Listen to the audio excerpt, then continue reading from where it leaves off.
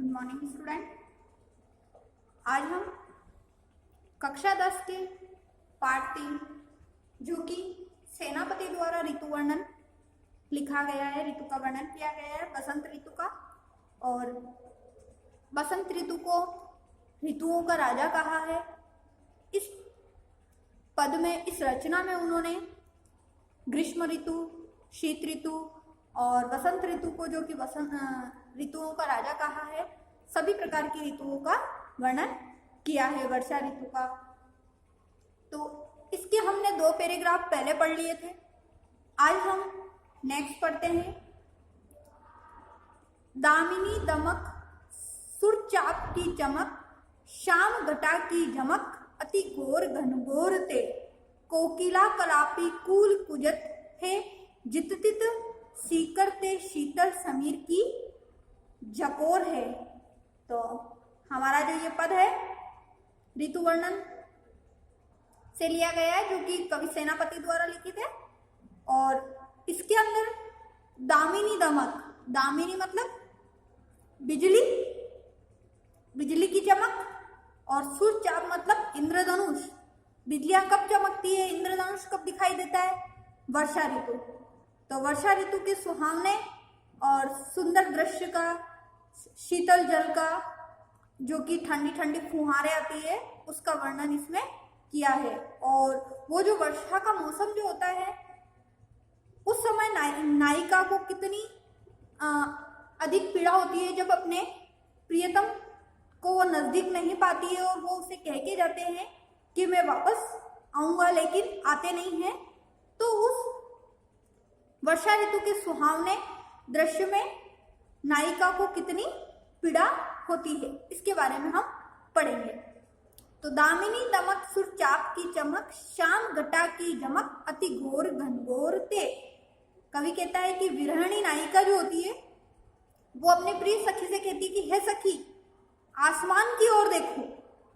ठीक है, क्या कहती है कि आसमान की ओर देखो, ये बिजलियां जो है कैसी चमक रही है, और किस प्रकार से ये इंद्रधनुष की, सुरचाप की चमक, इंद्रधनुष की चमक दिखाई दे रही है। हे सखी, घटा की चमक अति घोर घनघोर है, मतलब अत्यधिक काली है, काली काली घटाओं का ये कैसा अद्भुत दृश्य, अनोखा घनघोर गर्जना हो रहा है।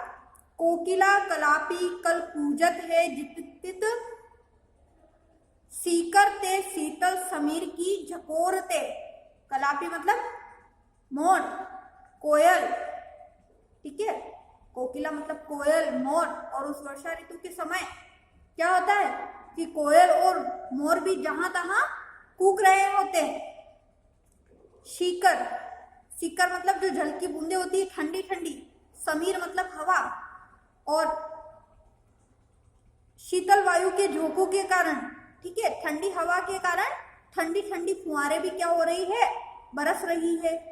हे सखी, कि सेनापति आवन कहियो है, मन भावन सु लाग्यो तरसावन विरह झुरझोरते। कि सेनापति जो कि उनके प्रियतम के लिए वो कह रही है कि मेरे मन के प्रिय, जो मेरे मन भाने वाले प्रियतम, जो कि मुझे वापस आवन कहियो, वापस आने के लिए कहा था, परंतु अभी तक वो वापस नहीं आए हैं। आयो सखी सावन मदन सर सावन, लग्यो है बरसावन, सलील सहू सलील चहू औरते। सलील मतलब पानी, और ये जो पानी है वो क्या है, चारों ओर बरस रहा है, चारों ओर अपने जल की बूंदे बरसा रहा है। और मेरे जो प्रियतम है, जो मुझे मन को भाने वाले, वो कहकर गए थे कि मैं वापस आऊंगा, लेकिन आए नहीं है। तो उनके वियोग की जो पीड़ा है वो मुझे इतनी अत्यधिक सता रही है कि मानो जैसे कि मुझे बहुत अत्यधिक ज्वर मतलब बुखार हो चुका है। तो ऐसा जान पड़ता है कि जैसे कि ये जो सावन का महीना है, आयो सखी सावन मदन, मदन मतलब कामदेव, सर सावन, ये जो सावन का महीना है, इसको ये कामदेव को खुश करने के लिए चारों ओर जल की बूंदे बरसा रहा है। तो अब इसके अंदर देखो सावन सावन, बरसावन, ठीक है। और इसी प्रकार से यहाँ पर अनुप्रास अलंकार है। और नायिका जो थी उसकी विरह भावना का इसमें चित्रण किया गया है। और इसकी भाषा सरल है, जो कि कवि सेनापति द्वारा लिखित है और भावों के अनुकूल है, ठीक है। नेक्स्ट देखते हैं हम। सीत को प्रबल सेनापति कोपी चढ़ियो दल, निबल अनल गयो सुर सिराई के, हिम के समीर तेई बरसे विषम तीर। तो शीत मतलब शीत ऋतु।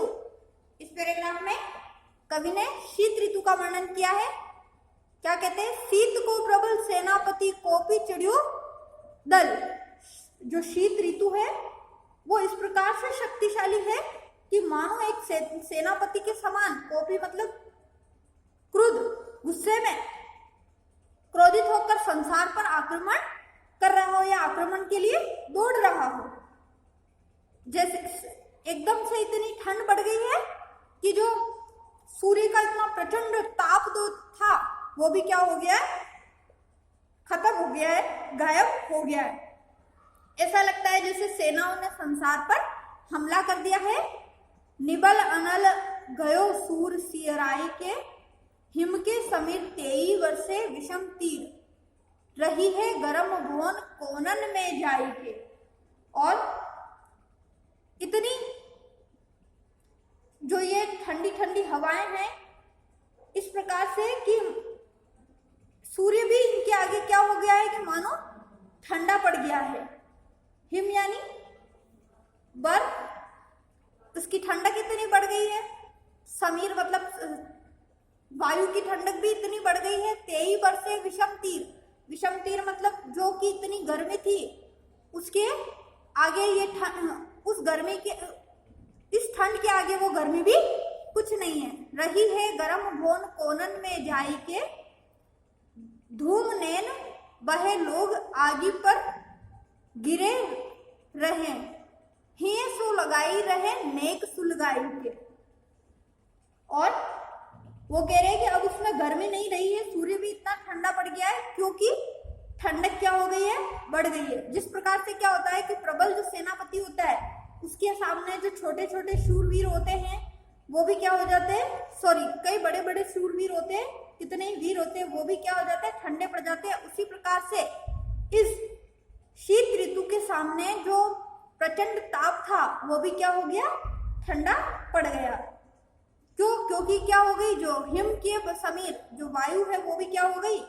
जो हवा है वो भी बर्फानी हो गई, बर्फ की तरह ठंडी ठंडी हो गई और चारों तरफ से भयंकर तीरों की वर्षा हो रही है मानो। तो गर्म वायु और जो सूर्य का चमक, सूर्य की जो गर्मी है वो मानो कहीं छिपकर कई कोनों में, ठीक है, कई कोनों में छिप गई हो। कोनन में जाई के, गर्म मोन कोनन में जाई के, ये कई कोनों में जाकर छुप गई हो।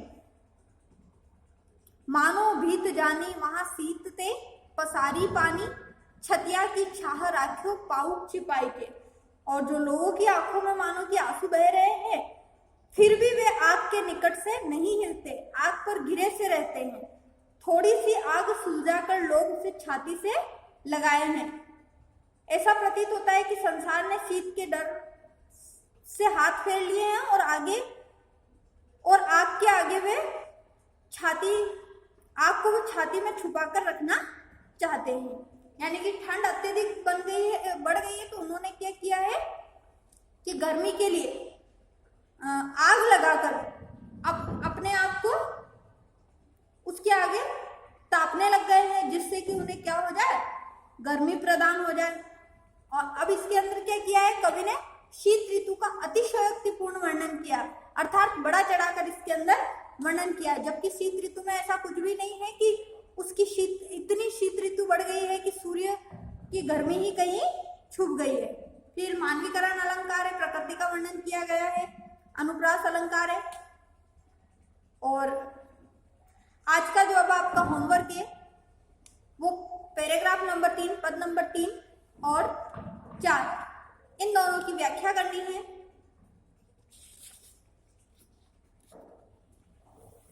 और अति लघुत्रात्मक प्रश्नों के उत्तर आपको लिखने हैं। लघुत्रात्मक निबंधात्मक प्रश्न हम नेक्स्ट क्लास में करेंगे। ये आपके आज का होमवर्क है।